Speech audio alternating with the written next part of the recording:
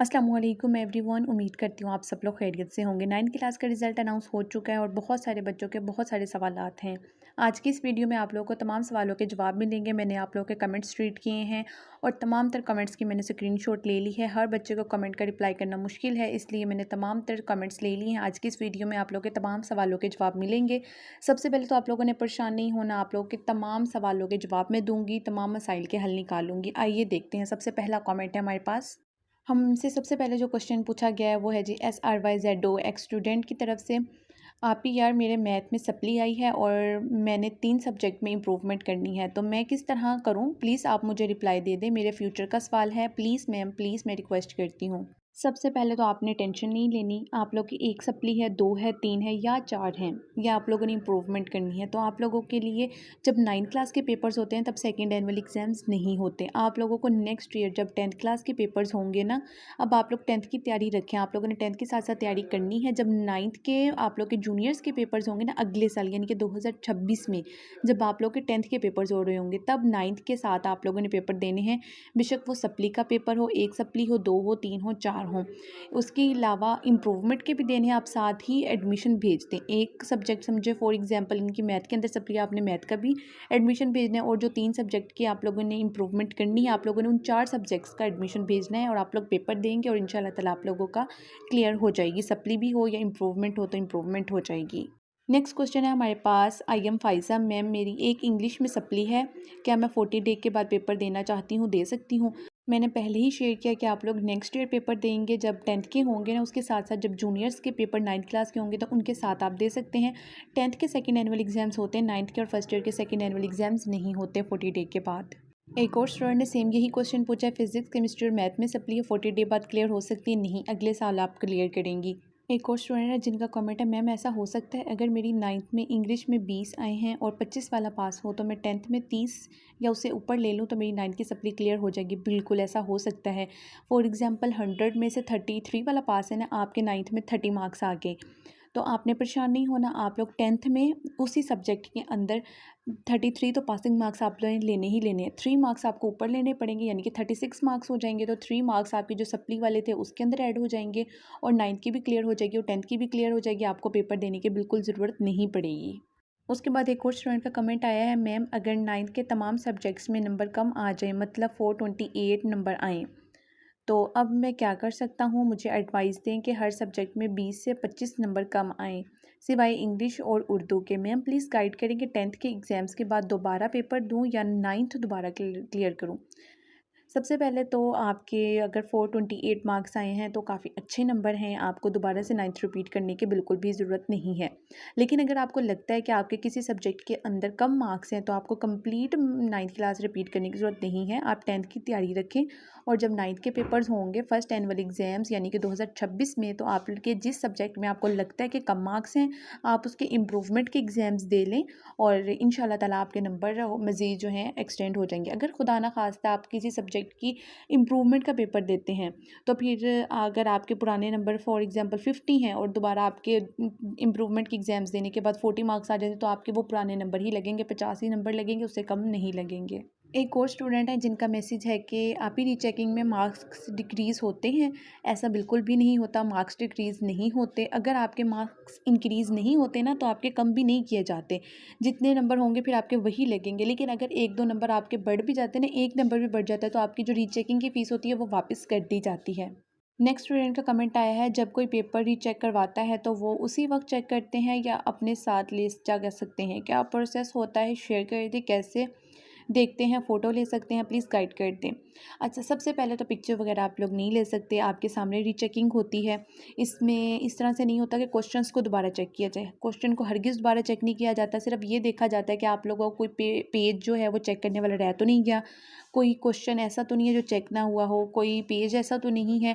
इसमें ये हरगिज़ चेक नहीं किया जाता कि जैसे फॉर एग्जांपल किसी टीचर ने एक क्वेश्चन गलत कर दिया, रॉन्ग कर दिया, आपका वो 100% भी सही होगा, वो दोबारा उसको चेक नहीं करेंगे, दोबारा ठीक नहीं करेंगे। वो गलत है तो वो गलत ही रहेगा। इसके अलावा काउंटिंग चेक की जाती है कि हर सवाल के आपके नंबर ऐड हुए हैं या नहीं ऐड हुए, कि कोई ऐसा सवाल तो नहीं है जिसके नंबर हम लोग टोटल करने में रह गए हों। तो ये चेक किया जाता है। जो चेक हुए पेपर को दोबारा से चेक नहीं किया जाता। उसके बाद एक और कमेंट है, मैंने रीचेकिंग करवाना है, कैसे अप्लाई करूं? आप अपनी बोर्ड की वेबसाइट पे जाएं, जहां पे आप रिज़ल्ट लिखते हैं ना, उसके नीचे ही जो है रीचेकिंग का ऑप्शन होता है, तो आप वहां पे भी कर सकते हैं और बोर्ड की वेबसाइट पे जाके आप कॉन्टैक्ट भी कर सकते हैं, अपने बोर्ड की हेल्पलाइन नंबर पर कॉल भी कर सकते हैं। एक और स्टूडेंट का कमेंट है, और बहन अगर मार्क्स ज़्यादा लगे हों तो कम तो नहीं होते इनका? ये बात करिए रीचेकिंग के हवाले से, कि अगर हम लोग रीचेकिंग करवाते हैं और रीचेकिंग में अगर हमारे मार्क्स ज़्यादा लगे हुए हैं, जितने हैं उनसे ज़्यादा लगे हुए हैं, तो वो फिर दोबारा से कम तो नहीं कर देते? हरगिज़ ऐसा नहीं होता। जो आपके नंबर लगे हुए हैं, फिर बेशक वो ज़्यादा ही क्यों ना हो, वो वही रहते हैं। आपके मार्क्स कम नहीं किए जाते, फिर वही होंगे।